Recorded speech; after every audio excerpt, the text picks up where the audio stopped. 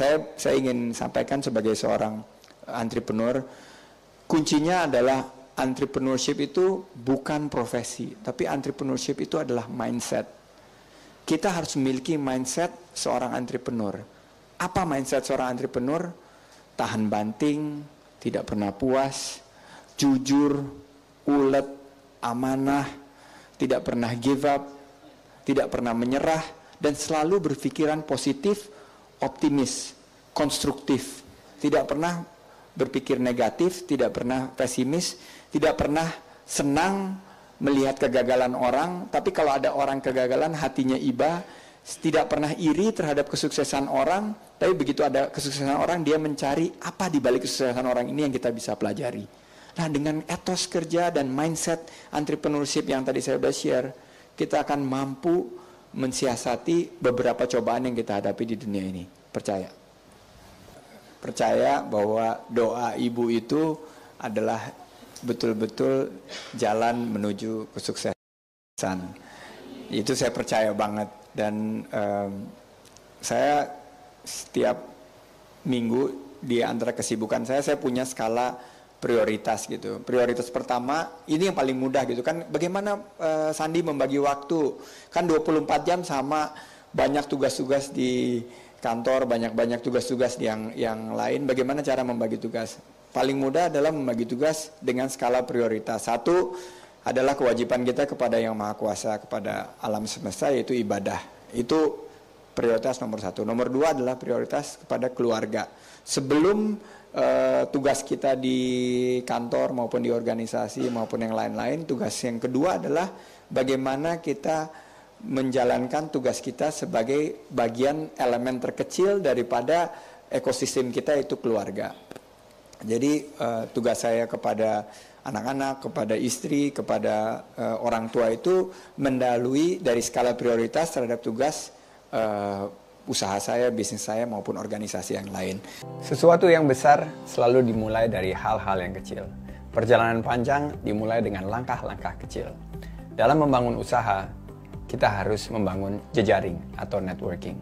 Dan dalam mencapai kesuksesan, bagaimana kita membangun jejaring itu yang akan menentukan bagaimana kita akan sukses membangun usaha.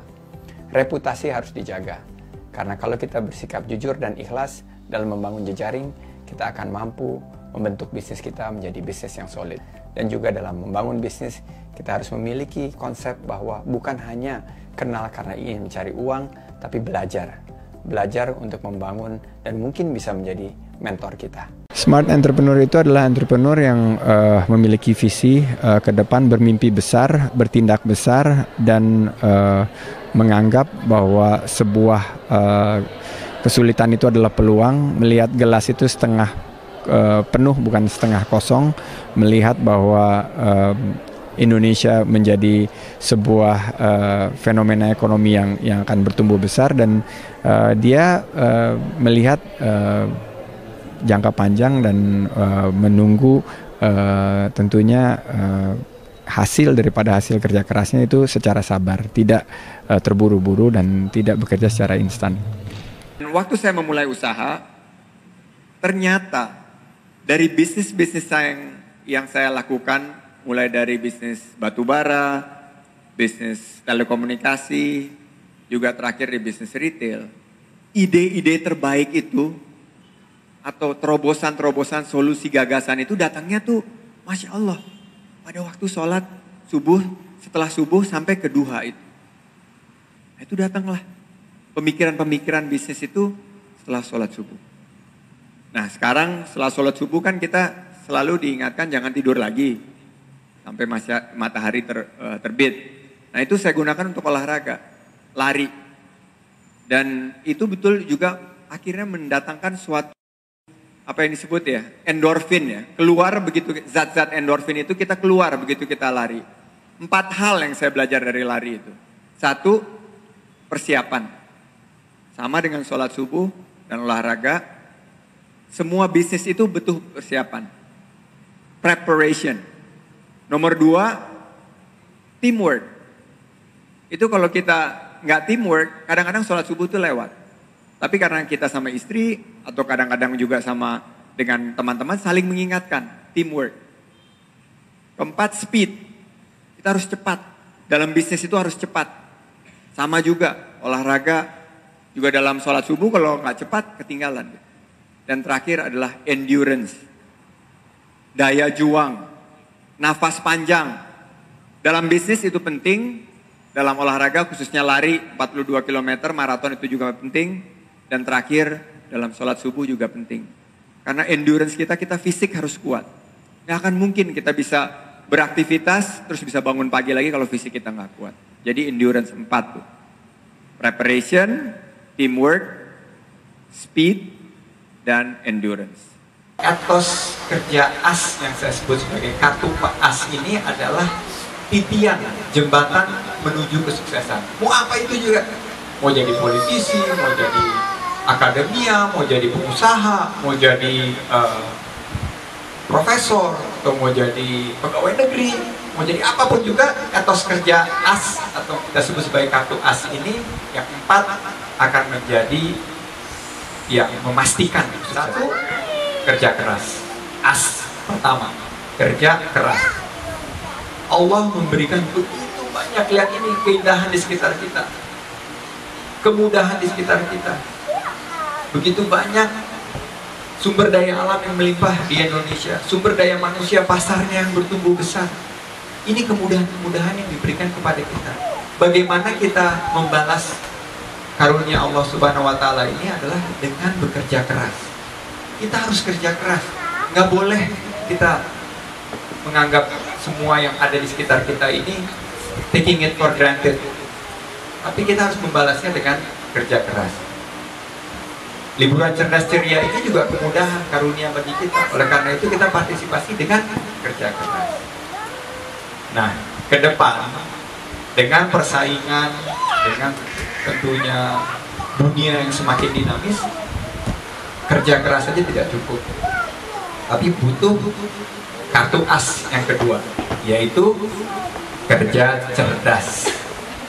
Cerdas, ini ada di liburan cerdas ceria. Kerja itu harus mampu menghadirkan suatu solusi, suatu manfaat. Kalau kita sering dengar, rahmatan lil alamin. Kita hadir untuk memberikan manfaat dan solusi bagi orang sekeliling kita. Nah, itu bisa dihadirkan dengan kerja cerdas. Gunakan inovasi, gunakan teknologi, gunakan iptek, ilmu pengetahuan dan teknologi, dan imtak, iman dan takwa. Tapi yang paling penting kita gunakan akal yang diberikan oleh Allah Subhanahu wa Ta'ala. Jadi kalau kita bekerja, selain kita bekerja keras, kita harus juga bekerja cerdas. Oke, jadi 2 ya ini. We're almost there, 50%. Nggak cukup, karena ada kartu AS yang ketiga. Kartu AS yang ketiga adalah kerja tuntas.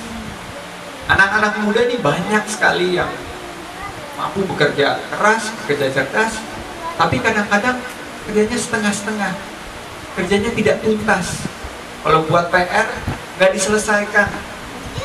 Anak saya suka baru setengah, udahlah besok aja lah. Karena tanggung, tinggal sedikit lagi, kenapa nggak dituntasin? Malas. Nah, ini kita sendiri yang harus bergulat bagaimana melawan kemalasan kita dan bekerja secara tuntas. Ibaratnya main sepak bola. Siapa yang suka main sepak bola? Wah, semua main. Kerja tuntas itu adalah menciptakan gol. Kalau main sepak bola nggak menciptakan gol, hanya menggocek-gocek dan oper-oper bola saja, itu tidak bekerja secara tuntas. Jadi untuk menjadi Ronaldo, untuk menjadi Messi, itu kerjanya harus tuntas dengan menciptakan gol. Itu kartu AS yang ketiga untuk mencapai kesuksesan, untuk mencapai nilai yang baik, untuk mencapai pencapaian yang banyak sekali yang kita inginkan. Kita harus mampu kerja secara tuntas. Nah, kartu AS yang keempat, ini Om Sandi masih belajar juga dan masih terus berusaha karena kadang-kadang nggak berhasil dan kadang-kadang masih mangkal gitu, yaitu kerja AS Yang keempat adalah kerja ini yang paling sulit. Waduh, sangat sulit. Karena kadang-kadang kita udah bekerja secara sepenuh hati, kita memberikan yang terbaik, kerja keras, kerja cerdas, kerja tuntas, sudah kita kemas dengan baik, tapi ternyata hasilnya jeblok, di luar harapan kita. Misalnya ulangan, kita udah bekerja cerdas, kerja keras, bekerja tuntas, tapi nilainya belum A+. Misalnya kita menjadi wirausaha, udah menyiapkan tender, udah kita usahakan dengan baik, sudah kita seluruh inovasi kita masukkan, network sudah kita lakukan, tapi kalah tendernya. Marahnya minta ampun, langsung menyalahkan sekeliling kita. Kadang-kadang malah kita lebih kualat, kita nyalahkan dan berprasangka buruk kepada Allah Subhanahu wa Ta'ala. Kenapa? Karena kita bekerja tidak Saya melihat bahwa kemampuan talenta atau human capital itu sangat penting. Yang saya selalu lakukan adalah selalu baca. A good leader is a good reader. Jadi baca buku itu penting untuk meningkatkan human capital dan productivity kita. Jadi dulu waktu awal-awal usaha, kalau saya bikin proposal itu mungkin bisa makan waktu 2 minggu. Sekarang hanya dengan pointers dan dengan kemampuan kita meningkatkan human capital, dengan rekrutmen orang yang bagus, productivity meningkat dan akhirnya proposal yang sama dengan kekuatan menjual ide yang sama bisa dihasilkan dalam waktu lebih cepat. Bisa 3 hari, bisa 2 hari, karena kita punya data-data daripada industri. Kita juga bisa melihat bahwa pasar ke depan ini berkembang. Kita mau bicara apapun pasarnya, kita harus kenali. Saya senang sekali baca gitu. Setiap hari saya selalu sempatkan membaca buku di malam hari. Saya alokasikan waktu 1 jam untuk baca buku. Dan baca buku itu buku yang menginspirasi dan memberi motivasi kepada saya. Pagi 4-5 koran yang saya selalu baca, ditambah media-media online. Nah, kegemaran membaca itu ternyata menurut studi daripada Harvard, bahwa pengusaha yang sukses itu ternyata memiliki hobi yang sama, yaitu hobi baca. Dan sekarang ini kan baca nggak cuma baca buku, baca di internet, di online juga sudah banyak. Karena informasi itu begitu banyak, perkaya diri kita dengan informasi yang sebanyak-banyaknya. Dan kalau bisa kita tidak tahu, kita selalu bertanya. Karena informasi itu adalah kunci kesuksesan dan kunci kemenangan kita dalam pertarungan di era globalisasi ini. Jadi dapatkan informasi sebanyak mungkin. Dengan informasi yang sebanyak mungkin dan dengan membaca itu, saya yakin kita mampu berada paling tidak 20 atau 30% di depan daripada pesaing-pesaing kita. Karena hidup ini penuh persaingan. Kita nggak bisa melihat hanya di konteks bahwa kita ini individualistik. Tapi kita harus betul-betul memiliki daya saing yang tinggi sehingga kita bisa mampu mencapai tujuan kita, mau menjadi mahasiswa, akademia, menjadi business people, menjadi pegawai negeri atau apapun juga. Ya, ada jatuh bangunnya juga, ada periode kita nggak berhasil dalam proses kita berbisnis, sempat jatuh juga. Terus waktu krisis 2008 kita mengalami kesulitan juga. Terus tahun 2012-2013 juga ada perlambatan. Jadi ya bisnis itu jatuh bangun, dan seorang pebisnis yang sukses itu jatuhnya mungkin 13-14 kali, tapi dia bangkitnya 15-16 kali. Tidak pernah ditentukan secara ansih, secara baku berapa lama, berapa bulan atau berapa tahun. Tapi proses itu berbanding lurus dengan effort kita atau dengan ikhtiar kita. Semakin kita berikhtiar, semakin serius kita melakukan sesuatu, semakin keras kita bekerja, semakin tinggi komitmen kita terhadap ikhtiar tersebut, proses itu akan semakin pendek. Kenapa? Karena kita yang sekarang membatasi kita karena yang kita miliki, otak kita ini begitu sangat kaya ya. Jadi kalau kita misalnya melakukan sesuatu dengan ikhtiar dan kita mendapat feedback daripada kegagalan-kegagalan kita, karena setiap ikhtiar itu nggak 100% sukses. Mungkin ikhtiar kita itu ada yang 50-50, ada yang 70-30, tapi pasti banyak gagalnya. Setiap kegagalan itu akan memberikan feedback kepada kita bahwa trial and tribulation atau trial and error. Jadi kalau kita mencoba ini gagal, ini akan memberikan signal kepada otak kita, oh lain kali jangan melakukan ini karena ini adalah hal yang mengakibatkan kegagalan kita. Jadi setiap kali kita mencoba itu akan memberikan feedback, pantulan-pantulan itu yang akan mengakibatkan berapa banyak proses atau berapa lama proses yang harus kita lalui. Siap guys? Ready? 3, 2, 1. Hadapi dengan senyuman semua yang terjadi, biar terjadi. Hadapi dengan tenang jiwa, semua kan baik-baik saja. Bila ketetapan Tuhan sudah ditetapkan, tetaplah sudah. Tak ada yang bisa merubah dan takkan bisa berubah. Ayo semua, relakanlah saja ini, bawa semua yang terbaik untuk kita semua. Dan ini yang penting Pak, menyerahlah untuk menang. Semua hadapi dengan senyuman semua yang terjadi, biar terjadi.